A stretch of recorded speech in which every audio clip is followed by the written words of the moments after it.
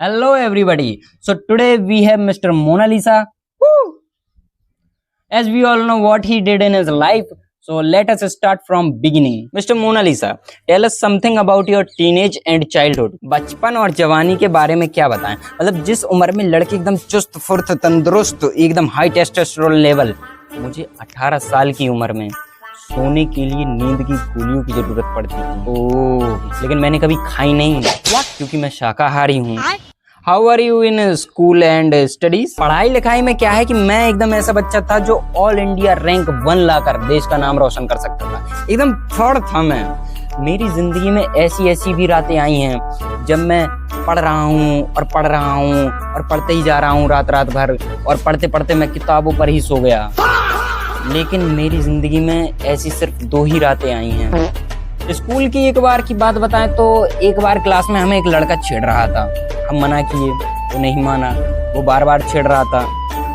हमने प्रिंसिपल को बुला के उसे प्रपोज कर दिया। हमने अपनी जेब से अंगूठी निकाली और उसके सामने शादी का प्रस्ताव रख दिया।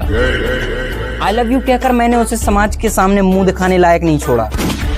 Okay, I don't know it is true or false, but we heard that you faced a lot of difficulties, problems, pain, even sometimes poverty in your life.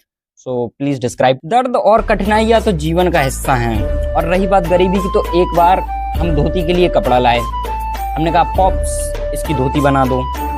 पिताजी बोले कि ये कपड़ा धोती के लिए छोटा है, उससे छोटी कुछ चीज बन सकती है। तो हम लंगोट पहनकर दोस्त की शादी में पहुंचे। वहां सब हमें देखें और हम स्टेज पर चढ़ी दुल्हन को देखें, और दुल्हन को देख के हमने हाल बता दिया कि ये भाग जाएगी या ये तलाक दे देगी। अबे साले। तो पहले तो सबने हमें सम्मान पूर्वक धोती पहनाई और फिर पूछे तो क्यों भाग जाएगी।